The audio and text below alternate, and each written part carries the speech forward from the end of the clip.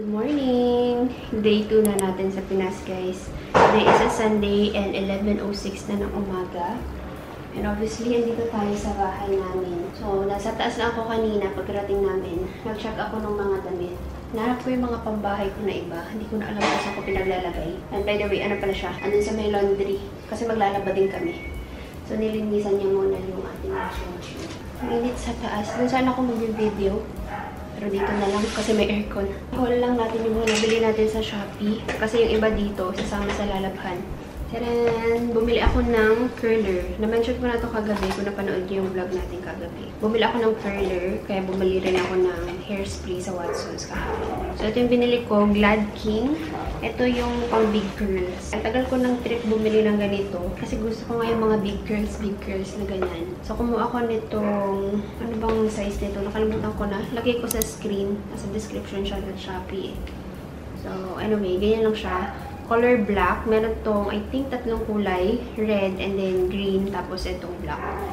So, binili ko na lang yung black. Meron siyang 4 na settings ng temperature. Merong 170, 190, 210, and 230. I'll try to put the prices na lang and link sa description box. Just in case interested din kayo dito sa mga pagbibili ko sa Shopee. Again, nabili ko to nung 11/11. Tapos meron naman yung mga kapatid na dito. Sa kanila namin pinangalan. Sila yung nag-receive. This one, bumili ako ng relo, guys. Speaking of relo, naka-relo ako. Nahanap ko yung relo ko na old. Ito is, totoo to, Citizen. Pero sobrang tagal na nito. Parang high school pa ako. Parang bigay pa to ng tito ko. Padala niya. Galing ng Balikbayan box. Hindi ako nagkakamali. Tapos, high school, gamit ko na to. 2010, ganun. Or, yeah, basta high school ako. Hindi ko na alam. Basta sobrang tagal na nito. Anyway, ito, bumili ako ng Casio naman. And since medyo uso-uso ngayon yung square na relo, sobrang gandang-ganda ako. Bili ako nitong Casio. Anong basa dito? Casio. Ang ganda nito. Very classy. Tapos yung kinuha ko is yung two-tone. Para okay siya kapag yung jewelry mo is silver or gold. Yan. Sobrang pretty. Ang ganda-ganda nito. And this is water resist. Nabili ko to sa shop na, ano ba yun? Time collection. And meron din silang pa-warranty. Which is nice. 1 year. Yun nga lang to. Maluwag siya sa akin. So, kailangan ko pa itong ipa-adjust. Alright. Next, mga makeups naman. Bumili ako ng Rolling Stone. Tig-isa kami ni Ed. Ang in-order ko is black. Tapos white. Pero ang dumating, black and pink. Ito yung kay Ed. Kasi gusto niya rin ng ganito. Kasi medyo oily din yung kanyang mukha. And then, meron din akong binili na extra na roller. Pink. Ganun din. Moving on sa mga makeup. Ito dalawang sa Pink Flash and then O2O. Ayan. Pink Flash and then yung variant na 03 yung kinuha ko. Ang ganda rin ng mga kulay. Duo Makeup Stick. F21 daw. HSO2. So, retractable siya. Ayan. Pwede siyang pang contour. Kasi hindi ako marunong mag-contour. So, ito naman is pang eyeshadow. So, dalawa lang yung from Pink Flash. The rest is O2O na. So, kumuha ako nitong Fine Mist Makeup Setting Spray.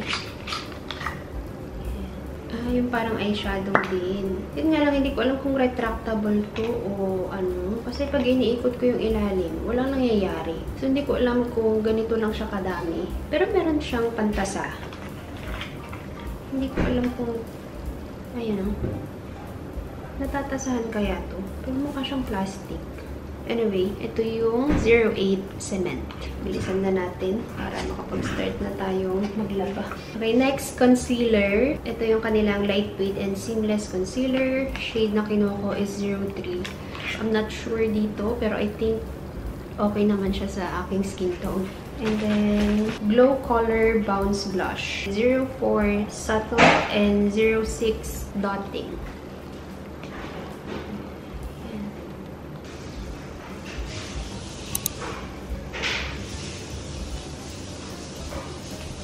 Last is powder. Mist Mirror Locking Powder. Very fancy ng packaging niya, ha? And ang shade na kinuha ko is 02 Natural Beige. Alright, yun lang guys. Tapos meron silang mga pa-freebie.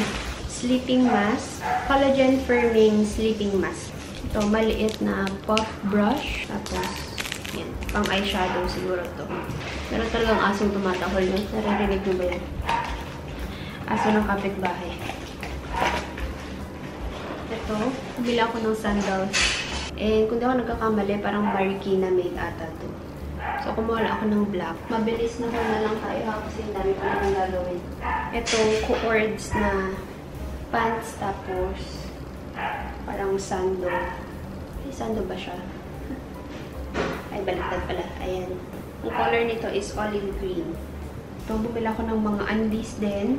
So, dalawang black. Tatlong itong parang khaki or nude. And then, dalawa nitong brown. Pang 1 week talaga. Isang gray, isang black, nude. Lahat to walang wear. Hindi ako gumagamit ng my wear. Ay, gray pala ulit to. So, meron tayong 1, 2, 3, 4, 5. 5 pieces. Brand to. Pero sa ibang, ibang store. Tapos galing to overseas. Kung hindi ako nagkakamali. And ito is seamless.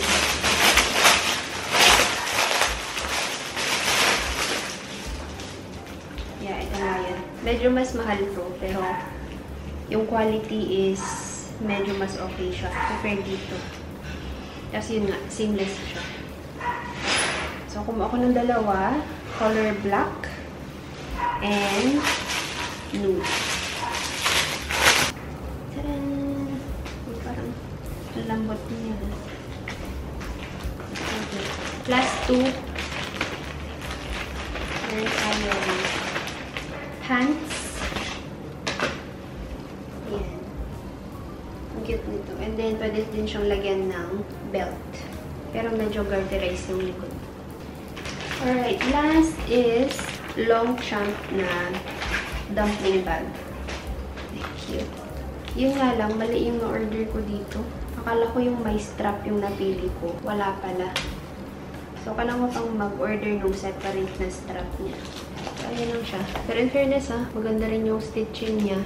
Mukha rin siyang legit na Lacoste. Ay, Lacoste. Long chunk. And that's it. Yun na yun. Yun na lahat yung mga orders natin sa Shopee and Lazada noong 11/11. Ligpit na tayo dito, guys. Babalik pa kami sa kabilang bahay. Pumunta lang talaga kami para maglaba. And then maglinis-linis konti. Mag-check ng mga gamit na kailangan. Doon din kami magla-lunch kasi wala nang pagkain dito.